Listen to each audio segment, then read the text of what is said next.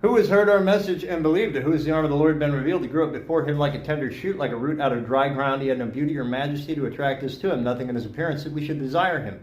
He was like one from whom men hide their faces. We considered him a stricken, afflicted by God. Truly, he bore our suffering and took up our iniquities, and by his stripes we are healed. That's a very rough retelling of Isaiah chapter 53. Isaiah 9 says, Unto us a son is born, unto us a child is given, and the government will be upon his shoulders. He'll be called Wonderful Counselor, Mighty God, Everlasting Father, Prince of Peace. And in the abundance and reign of his government there shall be no end. It will be everlasting. And Isaiah chapter 49 says, From before my birth he spoke of me. From my mother's womb he called me. He made my mouth a sharp sword, and in the shadow of his hand he hid me. He made me like a polished arrow, and in his quiver he concealed me. He said, You are my servant Israel, and in you I will display my splendor. But I have labored my strength in vain, and what is due to me is my God's hand. My reward is with my God. He said, It is too small a thing for you to be my servant Israel, or to be my servant rather, to restore to me the tribes of Jacob, to bring back those in Israel I have kept. I will also make you a light unto the Gentiles, that you might bring my salvation to the ends of the earth.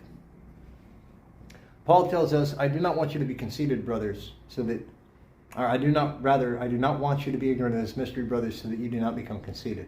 Israel has experienced a hardening in part until the full number of Gentiles has come in. Then so too all Israel shall be saved, as it is written. The deliverer will come from Zion. He will turn the godlessness away from Jacob. This will be my covenant with them when I take away their sins. As far as the gospel is concerned, they are enemies for your account. But as far as election is concerned, they are beloved on account of the patriarchs. For God's gifts and his call are irrevocable. Just as you were given over to disobedience, they too now have been given over to disobedience. And just as you received mercy through their disobedience, they will receive mercy through the mercy you've been given. For God has given all men over to disobedience, that God might have mercy on all men. So I encourage you to read Ezekiel 34, 5, 6, and 7, Isaiah 49, 50, 51, Daniel chapter 12, the Haggai Gomer narrative, the Olivet Discourse found in Matthew, Mark, and Luke, Romans chapter 11, which I just attempted to quote you there, and any of the other pieces of Isaiah, because Isaiah was found at Qumran, and so we have historical documentation that those words date to a minimum of 100 years before Jesus Christ, what is found in the book of Isaiah. And I appreciate your time, and I appreciate you giving me this wonderful time clock to run out.